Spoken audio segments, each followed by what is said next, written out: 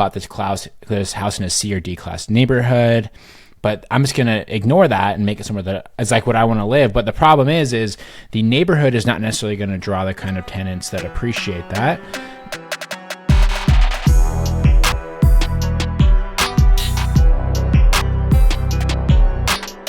What's going on, everybody? Welcome to today's episode of the Collecting Keys Real Estate Investing Podcast. Today is Wednesday. It is the Mike and Dan Show, where I, Mike DeHaan, and my co-host here, Dan Austin, talk about real estate investing, business, and everything else that we feel like.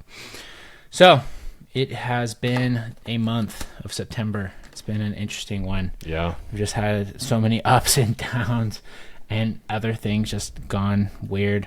I don't know. Things that have gone awry.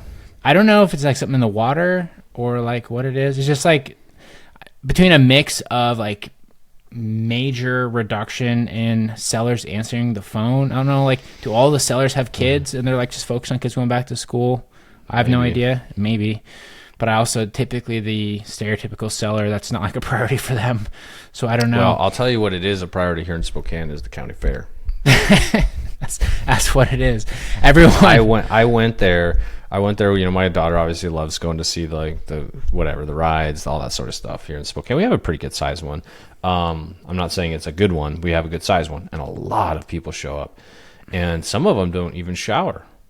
Some of them look a lot like our sellers. Some of them have never showered before. But for 2 weeks straight, man, they're getting pumpkins weighed. They're out there on the what do they call that? The merry-go-round. They're buying fried food. Yeah. They're doing it all. 2 weeks in Spokane, I bet you didn't close any deals. No.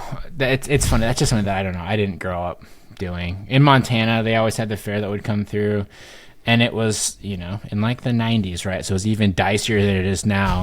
And it would just be all of like the hill people that would come from like super rural Montana to go to the fair. Yeah, especially Montana, because like that's like the one thing you can do is that in probably September. I will say this, because I'm also equally disgusted by a lot of things at the county fair, but for the kids, they love it. I will say I noticed this year that the carnies that show up have been next level, like good. Like so they're like legit good, like so like nice. Okay, they're carnies that have like a passion for their craft now. Like they're no longer. Yeah. Yes, I'm not even kidding. Like really, just sweet people, like actually nice, and it's just a different experience. So it used to be when I was growing up, it was like I don't know what the term would be called, but like vagrants maybe that would just like hop on the train and they would go to the next carnival and do all that stuff. They were felons with, you know, like records out to get arrested in different states, and they were on the run. They're on the run, legit, right? Like that. They had the little stick with the bag on the back. That's what they looked like. A bindle. Yeah. Yes, is that what it's called? Okay. Yeah. So they had that, but now, and I don't know if anybody else has experienced this in their local fairs. They're all Hispanics, like exclusively. Like there's nobody else that is running it, and they're the nicest people. Like legit, like they're like customer service. Like they're like, oh, my daughter's like trying to play a game and she lost, and the lady's like, oh, you want to come over here? My son likes pushing buttons, so she let him push like the buzzer button. You know, just like nice things that the vagrants didn't let me do when I was a kid. Yeah, right. Never at all, because they didn't want to be there. I mean, I was gonna say like that actually something a good experience. I was gonna say, do you think that they're actually nicer, or it's just that because we're in a time where everyone's so freaking toxic that it just seems better? Whereas like everyone, there's probably some of that, but yeah, they were. I feel like they were legit, but it's a whole different experience now. You have to show up and just pay for a max. You don't pay with dollar bills. You just pay for like access, and you can just access and do everything there. So there's no like, I guess, competition for more money from people. Yeah. That's true. Within the different rides and people, because I'm assuming back in the day everything was cash. A lot of that went into their pockets. Oh, probably. Yeah. I mean, if I was a vagrant, right? Yeah. Vagrant carny.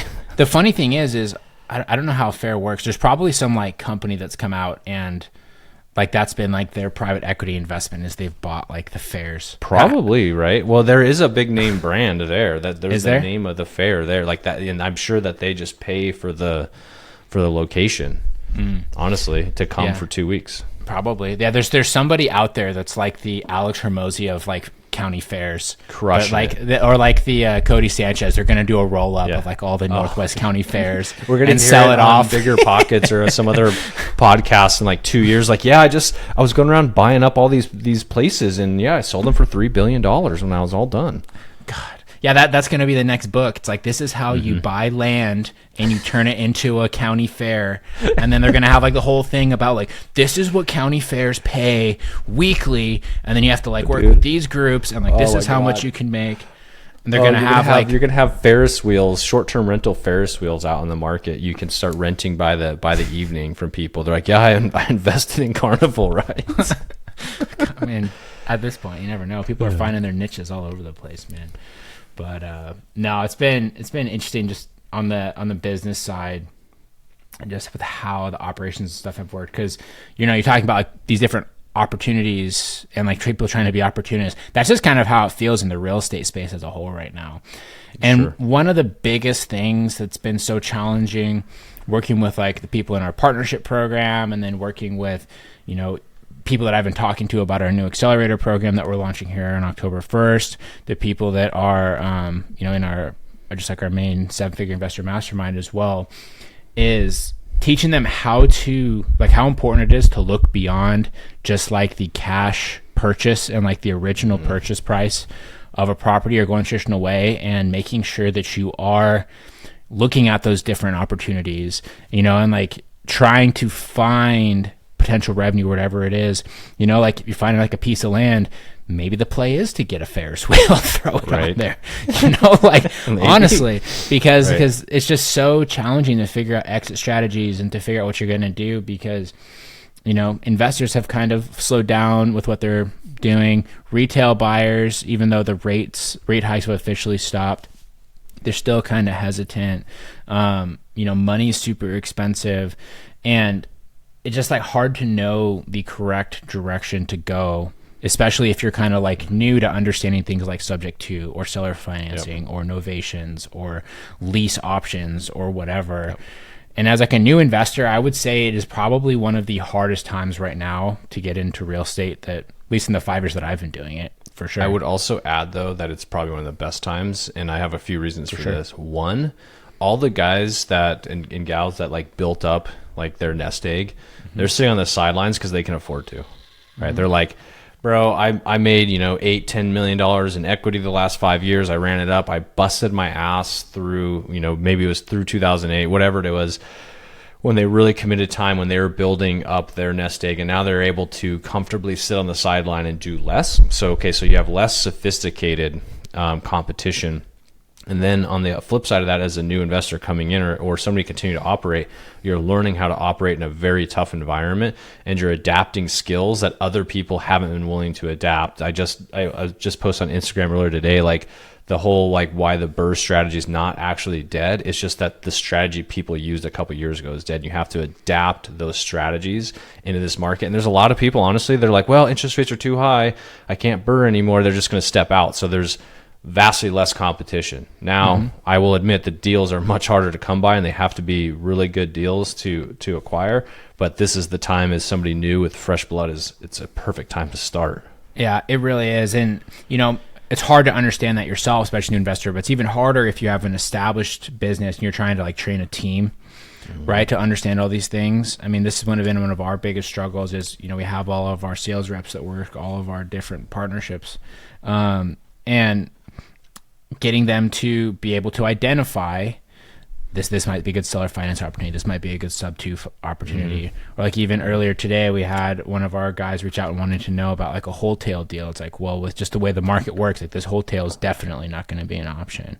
Sure. Right. But especially if they have been just taking like that sales role and they're not necessarily doing like hard research on real estate, it's a hard thing for people to understand, and it's like I said, I think it's a great opportunity for people that are willing to come in and work, but it's not something that you can just come in and be like a one-trick pony at the moment right now.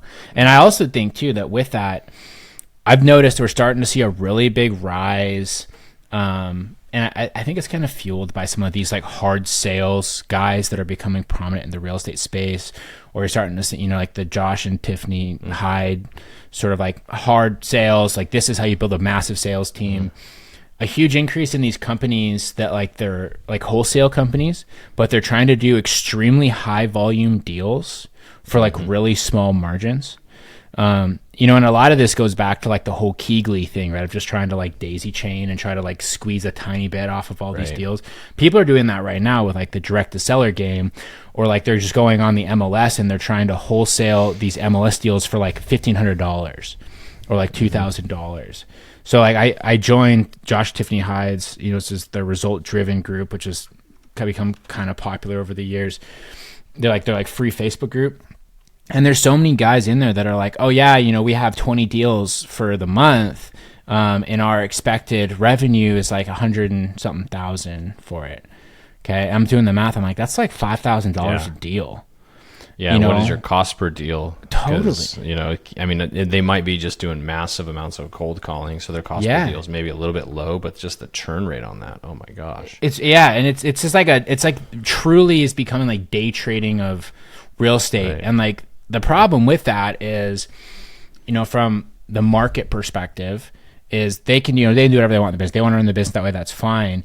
But now, as like if you're a traditional wholesaler, right, or a traditional off-market investor who's trying to get stuff at 70% minus repairs, you know, minus wholesale fee, if all of a sudden they are like now going to be $15,000 higher than you all the time because they're willing to make a $2,500 profit on a deal, it makes it that much harder for those of us who, you know, usually have like a minimum or an average of 15 to 20,000 to continue to make money. Your business model is built differently, right? And so and we've dealt with this before. Just a lot of times you have newer or less experienced wholesalers that come into your town, and you know they're clowns, right? And they screw everybody up because they go in and offer too high prices because they don't know how to run comps, and they don't actually have an exit strategy. And now they've killed a lead because they told them they could pay them X amount when they never could have, and then they just cancel the contract. And now that seller has that number in their head, so they call you. You're like, that doesn't even make any sense. Yeah. And so now you're saying these people are actually trying to shift that market by doing that. And if they do have an exit strategy, that's good for them, but they're really kind of hurting the local economy from a wholesaler standpoint, at least in the near term while they're still operating. Because I don't think you can operate on those thinner margins for a very long period of time. I mean, you just can't, right? Because if the market shifts at all, like when you're over the course of that process, like that can just make all of your deals null and void very, very quickly. Totally. And you still have the marketing expense to get them. You still have all the operations expense to get 20 deals a month. And like you and I know more than anybody probably right now about what the margins are in a business at scale like that. Yeah. And you know, and it's just interesting. I mean, I'm curious to see what that does to the industry as a whole. And how people I don't think it'll last. I think it'll burn out, to be honest, because you see people like pop up like that all the time. Like they have their next best thing, and if it's not a real good quality thing, it just disappears. It fades away. Yeah. Well, I think the problem with that is, and they go down. Exactly. Well, there's a lot of moving parts, and you know, if you're doing 20 deals, if you're making $3,000 a deal, you're making $20,000 a deal. That's still like equal stress.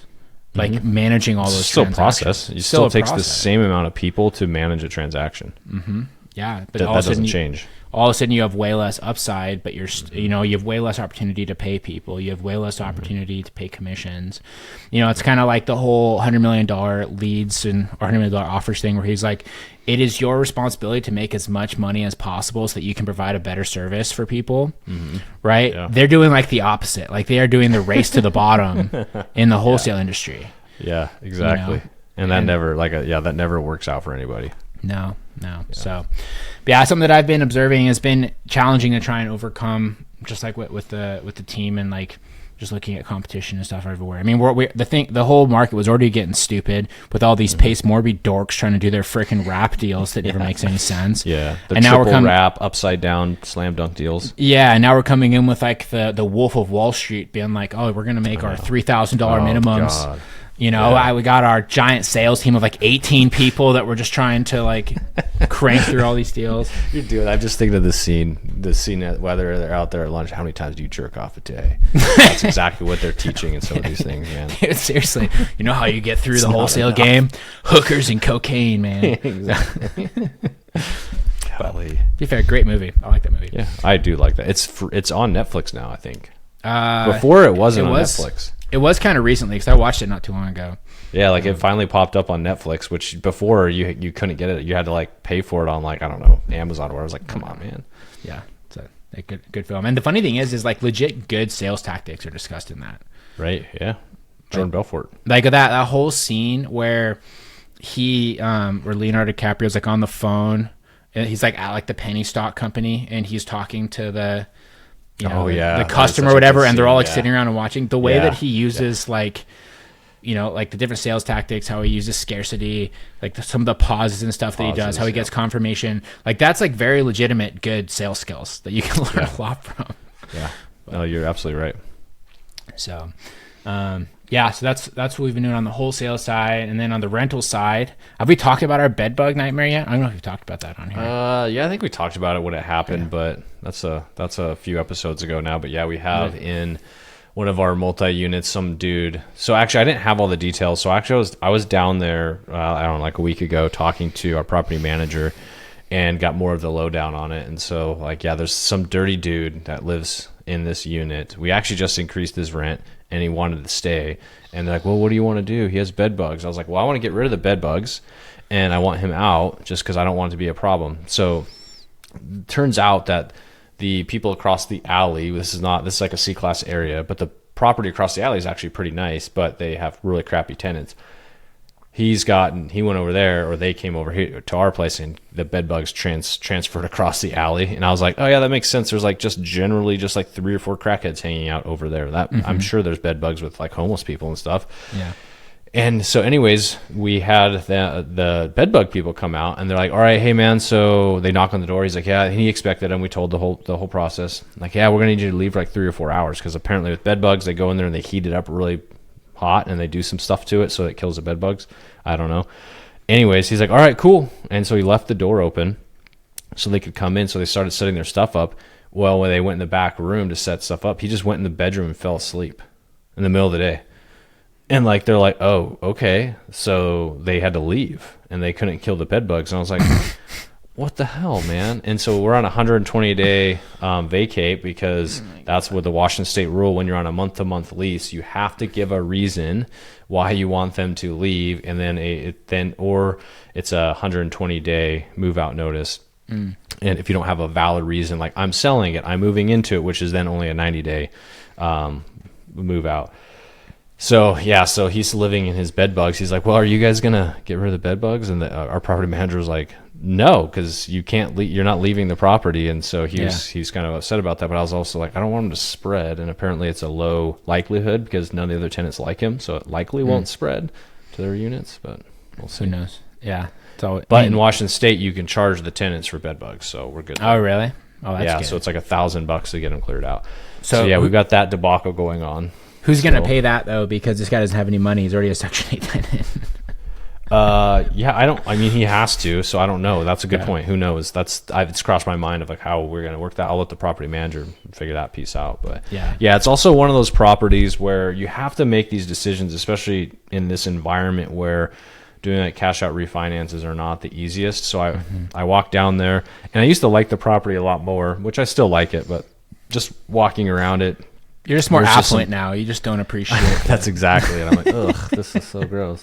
But it was one of those units or buildings where it's like a C-class neighborhood, but there's just tons of upside on it. Rents have gone up. It's a great cash flow machine. But as we're having tenants move out, because there's a couple of them one of them specifically that wasn't Section 8, as we raised rents, they were like, I can't afford anymore, which is an unfortunate situation. But we have to do a turn, which it needs new flooring and new this, new that. It's like a $20,000 turn. So you're thinking like, well, I'm raising the rents, $400 a month, which is $4,800 a year. I mean, that's a 5-year payback on just that one unit if we have to turn it. And then there's other like delayed CapEx. And then there's the other question of what the neighborhood demands. So I would love to go in there and do our standard turn, which would be LVP flooring throughout, new trim, new paint, new outlets, switches, new white shaker with stone tops, new appliances, new fixtures, new vanity, toilet. All that gets to be new, and it's actually a quite simple turn. But there's no point in spending the extra $6,000 or $7,000 making the kitchen nice because the kitchen is functional because the neighborhood's not demanding it. It's tempting to do it because then we don't have to worry about it, and it will be the premium of that market. But it's like the payback on it, especially right now where we have to really be walking a fine line if we actually want to do a cash out refinance. It just doesn't make sense, especially because we've already, as we raise the rents, we've already driven the value. So in a multiplex, this is a 6 unit, so it's more of a commercial product. We have already driven the value by going from below market rents at $800 a unit to $1,200, which is the market rent. We could maybe get $1,250 if they're really nice units, but it doesn't matter. We're already getting that, and there's units with brand new kitchens getting $1,200 as well. So like there's no point in making this thing nice because we've already driven the value. Now it's just time to wait for the cap rates to maybe go a little bit lower so we can sell it. Yeah. That's such an interesting point. And like this whole shift of understanding what the neighborhood actually demands is like the professional evolution that real estate investors need to go through, right? Everyone, when they buy a property, when they first start, they kind of do the same thing, right? Yeah. Is like, I want to make this house look like somewhere that I would want to live. But because I wanted to get a good deal, I bought this house in a C or D class neighborhood. But I'm just going to ignore that and make it somewhere that is like what I want to live. But the problem is the neighborhood is not necessarily going to draw the kind of tenants that appreciate that. Okay, so you're not going to get like the much higher rents to pay off the cost of doing it. And not only that, but if you make the unit extra nice, when you do get the kind of tenants that want to live in that neighborhood, they're going to do more damage to it just because that's who they are as human beings. And so it's going to be more expensive to fix down the line. And it's funny because this is like where like slumlords kind of like start is honestly they have like kind of a shitty property, but then they recognize that it probably does not make sense for them to put a huge amount of money into the property. Obviously there's slumlords that like don't have working plumbing or they have like water leaks, like that's different. But when you walk these kind of dirty properties that are owned by a older landlord and you're like, man, they like didn't take care of this place at all. It's like, because it didn't make sense for them to do it. You're still going to pay them way too much money for the freaking house. Right. Like, honestly. Shit, yeah. Well, and the thing I think about when you're talking about like renovating the unit and this sort of stuff is like the first time you do that to a nice place and then your tenant lets their dog shit all over your brand new carpet, you'll realize they don't appreciate it as much as you do. No. And that's okay. So just make sure that you're putting the right kind of finishes in the building to match the neighborhood, which is going to match your tenants. I always go back to the 6th Ave one we did. We did a nice, and it needed top to bottom. This is our first duplex we bought together, and we did a super nice rehab, and we advertised it. And people from out of town, from Portland, got a hold of it. We rented to them. They're a great couple to rent to. But when they showed up, it was not what they thought because they saw the house that they were going to live in pictures, but it didn't match the neighborhood, and you could see it all over their face. I do feel bad about that. I remember when they showed up. So we catfished them. Hey, it was a nice unit. There just happens to also be meth heads that live in the area. Right. They're a young couple, and young professionals. Portland. It's still a huge step up from that in terms of safety at this point. This is true. And then the worst part about it is then the spouse got pregnant, and so then they didn't feel like they could move because she was pregnant, so they had to stay for another year. I think did they ever leave? Are they still there? I don't know. They might still be there. So we should ask Scott. I don't know. Yeah, because we sold it on a lease to own to one of the other tenants that had a better unit that's been there for like 20 years. And so he could basically rent out the unit that we fixed up, and then he basically just charged him like double rent, and he has the path to home ownership coming his way. It's been a badass move for us because we're cash flowing about $1,000 a month, which is what we were cash flowing on this duplex before. After set asides and all that, and now like we're net $1,000 a month, and we have zero headache, zero management, nothing. We just we do pay the property taxes on it, and I think we do pay water, sewer, garbage because those are lienable, and we just told them we would. So we're still, like I said, netting $1,000 doing nothing, and it's like awesome. Yeah. Well, then even after we BRRR'd out most of our money, remember we charged them a $30,000 lease option basically as a down payment, so we got literally all of our cash out. So it's just infinite profit. Totally. They had a great deal. I really love that model. Yeah. I mean, that's really. And we're still on title, so we are collecting the tax benefits for now. The interesting thing is that lease option is going to come due soon, like in the next year or so, and interest rates will be pretty high. Is it? I thought it was 5 years. Well, would that be 2025? No, because we sold to a lease option to him in 2021, so we should have a couple of years left still. Oh, okay. 3 years. I couldn't remember if it was 3 or 5. But what I was going to say in this situation is he's self-employed, and one of his biggest challenges was being able to get the financing. And he makes good money, but also with interest rates going high, his payment might increase, and he might be like, I can't afford that. So in that case, we could either take it back or just continue to extend the lease option with some additional benefits for us. Yeah, I mean, there's a lot of different options there. You know, it's a good spot to be in. Yeah.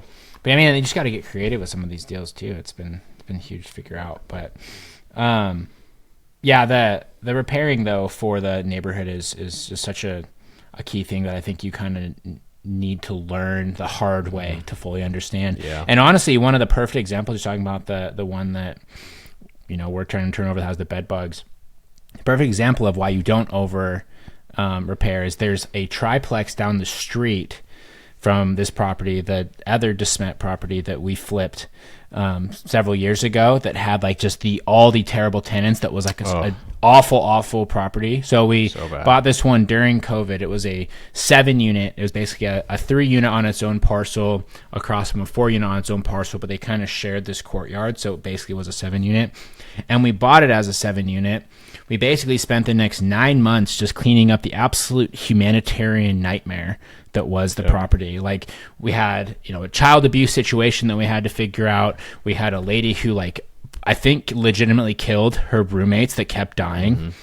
We had a homeless guy that was like selling meth out of a van that was there. We had a meth head that kept bringing over hookers and doing stuff in the like main living area. We had one person that was embezzling money from the state. Like, the whole thing was a nightmare. Every tenant was a nightmare. Every single one. And so we literally like cash for keys and got out all the tenants, went through the full process. This is all during COVID. It was a nightmare. And then just listed them both for sale as is separately. And one of the ones that we sold, and these places were major fixture uppers too, as you'd imagine. One of the ones that we sold, they completely renovated this property. Like, everything down to the studs. It looks good. It looks so good. And they have been trying to sell that thing for like 6 months. Forever. No one will touch it, dude. Because it's like it's rough. And it's the nicest property in the worst neighborhood. Yep. Like, you never want that. Don't have the biggest house in the neighborhood, man. Exactly, right. That's the rule of thumb. They would have been better off, honestly, just like getting it livable and putting in some good tenants and then trying to sell it for $100,000 less than trying to sell it right now, and they would have made way more money. Right, yeah. And they fixed all of like the CapEx problems, which Landlord 101, you got to leave some deferred maintenance, because they re-sided it.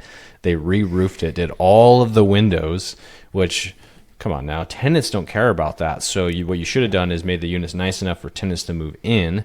Then you could have increased the value, because you have now cash flow, proven renters. And then you could have sold it and let the next landlord do the siding and all the other stuff that doesn't actually add value. Totally, especially if you're not going to hold it. If you're planning to hold it for 20 years, that's completely different. Totally, fix it up, that's make it nice. You need to know, yeah. But these people obviously weren't, because they just bought it in 2021, and now they're trying to sell it 2 years later. So glad we're not holding the bag on that anymore.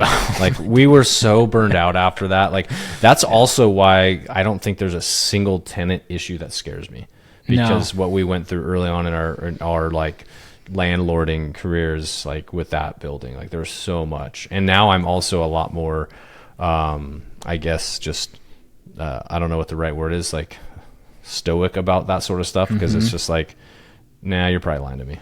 Totally. I don't care about your sob story. And like, yeah, I personally learned a ton from going through that, because like with that whole period of time, we were doing that during COVID, which was the hardest time to deal with tenant issues, especially in Washington State, because they had all these rules about how you couldn't evict them and these different things. But I also had a triplex that I still currently own, where I had a tenant that stopped paying the second COVID started, and basically took advantage of me. And she would always be crying. She'd always have these sob stories. And when I first bought that property, I was kind of new to real estate, and I was like, okay. And I would try to help her out and shit. Totally a sucker, just taking advantage of me 100%. But then after dealing with that 7-unit flip, it was so easy for me to just be like, that's too bad. Sorry. Oh, your plumbing no longer works. Like, well, I'm required to fix that, but I will make it a bare minimum functionality so that you eventually leave, because I know that you're making $4,000 a month from the state. I've come over to look at the damage you're talking about, and I saw your brand new TV and all this other stuff. But you can't pay me rent. But you can't pay me the rent, which was like $600 because I never even had the opportunity to raise it. It was obscenely low. But yeah, it's just, it just gets you get jaded very quickly with a little humanity. bit. Yeah. When you still have to you still have to have some like level of like balance on your decision making, but at the same time, like you see it people just get taken advantage of, because that's one thing. It's like, give them an inch, they'll take a mile. So you just have to have processes and systems in place. And if you suck at managing tenants and properties, then you probably shouldn't do it. Like, you should let somebody else do it for you. Mm-hmm. Yeah, I mean, that's a whole other ball game, because we've also had our own property management woes. But yeah, we definitely have plenty of those. Everybody's heard about those a few times. Yeah, I know. They never. Well, at least our ones right now are pretty good. We're rock solid. We're doing good. Yeah, we're in a good place. But anyways, so we got that, and then I guess our lease to own one that we talked about was it last week. That's finally coming together, I think. Yeah, we're getting some folks out there to take a look. It's funny, still dealing with like some contractors that just don't know how to run a business yet. So having some of that, just because it's such a light rehab, trying to bring in different subs myself and handle it. Yeah. Our main guy has actually been doing all summer. He's had a good gig, been remodeling lake houses on a lake north of here when we spun down our flips. And so he hasn't had any reason to want to come down here back to the city. So he's been doing that. So we're just trying to sub things out, and it's been going well. Like, we're getting things lined up. Hopefully we'll have some progress, and it'll be quick, wham, bam, thank you, ma'am, and done. And we'll be able to advertise that on a lease contract. Cool. I like it. That'll be good. Yeah. First little door there. And then we got another little duplex we're trying to buy too, which would be good. Another seller finance deal. That's just where it's at right now. Anytime you can get anything with seller finance. But it seems to make the most sense, because you can structure the seller finance deals so it makes sense for the landlord, for the owner, and then it makes sense for you from whatever standpoint that is, like whether that's great debt, whether that's great cash flow, or great equity upside. And as long as you can carry that property very safely and securely for a few years, there's some serious upside for you wherever that's at, like in one of those three categories. Yeah, you want to know something that I've come to find, which I find really interesting about people's understanding of seller finance. So I've been, talking to people and like GoBundance and other groups about some of these seller finance deals that we've done, and they're like looking at different deals. It's like a public service announcement for everybody. Okay, when you do seller finance deals, the terms do not have to look like what a conventional American bank offers you. Like at all. You mean it doesn't have to be 30-year, and the amortization doesn't have to actually match the loan term? People literally do not understand that. Like, when I tell people that we've done stuff on like a 90-year amortization or like a 57-year amortization, it like blows their freaking mind, because they're like, well, I need it to be $1,800 a month payment, but they want 5%. I don't know how I can do it. I was like, what if you just made the amortization like super long? Right. So that it gets it. But then they're like, well, like, why would they do it? They don't want to, they're not going to wait 90 years to get paid off. It's like, well, then you make a 10-year balloon, which is what they want. And what that means as the buyer means your principal pay down is going to be shit. You're going to pay a hell of a lot of interest. But as long as you're cash flow positive and you have room on the equity, who cares? Exactly. You're acquiring an asset, and that's like the mindset you should be in, is acquiring a good solid asset with some upside, even if it's not today. And also think about it from the upside of like, it doesn't have to be cash flow that's your upside right now. As long as you're getting major upside, and like investing from a position of like, what's my massive upside, as opposed to like, well, I can, make $100 a month for 20 years on this one. Think about it from a totally different lens. And I think you'll be able to acquire a lot more deals on seller finance. And people get, for some reason, confused and scared and just don't believe the system. But we've done quite a few seller finance deals, and they're quite honestly my favorite kind of deal. Even if we did a seller finance deal that matched normal lending, if we had to BRRR it, like, I'd rather do seller financing. Totally. I mean, because it's just an easier conversation. You don't have to pay fees. You don't have to like go and do all the bullshit. And it's funny. One of the biggest like nonsense objections that I have heard from people say is like, well, that like I have to explain that to the seller, and I'm like, you're right, you do. And it's the easiest conversation. But they say, well, why would I do a 47-year amortization? Just let them know it's, well, you're going to receive more interest over it, so you're going to make that much more money over the 5 to 10 years that we hold this before I pay off the balloon. And it should be very, very simple. And you can like find calculators online that build these amortization tables. You can show them how much more money they're going to make by being willing to carry the 135-year note. Right. It doesn't matter. It doesn't matter. Well, and this is like the best time to pitch it, because before, with how the market was when rates were in 2 to 3% range, like the major pitch you could have for like a seller was like tax benefits, or if they had a unique situation, you can make a pitch. But now you can make a pitch of like, yeah, you can sell your property to me for what you want and not have to deal with anything. And people are like, okay, I mean, I don't have to let it sit on the market for 90 to 120 days, do price drops, have people walk through it, disturb my tenants, and then pay capital gains right away. Like, there's a better way. It's like such a much easier pitch from our standpoint. Yeah, absolutely. And especially because you're seeing so many people that are reaching that retirement age as well now, where they're wanting to get out of the real estate game. They're not wanting to sell for 20, 30% less than they could have a couple years ago. You can now help them bridge that gap by continuing to make them monthly income, and they'll be able to net higher at the end of the whole thing because of the interest. And, if you're still buying with a little bit of room or like excess cash flow or whatever you're able to negotiate with them, you can make it a very strong beneficial deal all around. Totally. But yeah, it's been fascinating to me as I've been having those conversations, because like guys that I'm like, you are a smart person who is very good at real estate and has more experience than me, and I cannot believe that you've never thought outside the box on this one time. Right. Yep. People just get so locked into whatever the institutions tell them it needs to be, and they just don't know. Yeah. It's fascinating. But I mean, that goes back to what we talked about at the beginning of the show. It's all about learning to be an opportunist and learning how to recognize like the different ways that you can make money.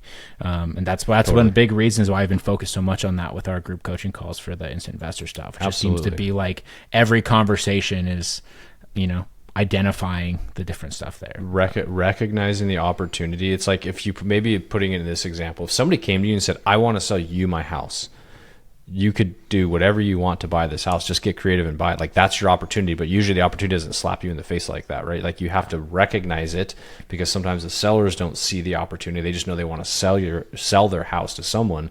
So once you can recognize the opportunity, which is usually just solving their problems, then you can get creative and find a way to actually match your solution to their problem. Yeah. Done. And that's why you get paid. Yeah. Either you get paid proportionally. What you get paid is directly proportional to the complexity of the problems that you solve. Right. If you're able to take those and solve a little more of a complex problem, you're going to make more, or in this case, you're going to get more deals. So, and like we said earlier today, you just have to have more adaptations or more of your strategy or new strategies put into your toolkit so you can keep operating. Yep. Perfect. Awesome. I think that's a good place to wrap up there. Do you have anything else you want to add? Nope. Right on, guys. Well, hopefully you enjoyed that show. You should probably go back, and I feel like we dropped a couple good nuggets in there, some different things. Maybe Ramon will make some good reels out of this episode. Yeah, maybe. Yeah, if you don't follow us on Instagram or Collecting Keys podcast, we always post some good highlights from this show. Yep. And if you want to hear stuff that Dan and I have to say or think about things, you should follow both of us on Instagram too. I'm at Mike_invest. Dan's at InvestorMan Dan, and we are starting to put a lot more effort. Even Dan is into putting some content out there. I'm getting content-y. You're getting content-y. I don't say that too fast. It'll sound a little weird. But all right, guys, but go ahead and shoot us a follow. We appreciate it. And besides that, please share this with everybody that you know. It's the easiest way to continue to help the show grow. So awesome. Thanks for listening, everybody, and we'll talk to y'all next week. See y'all.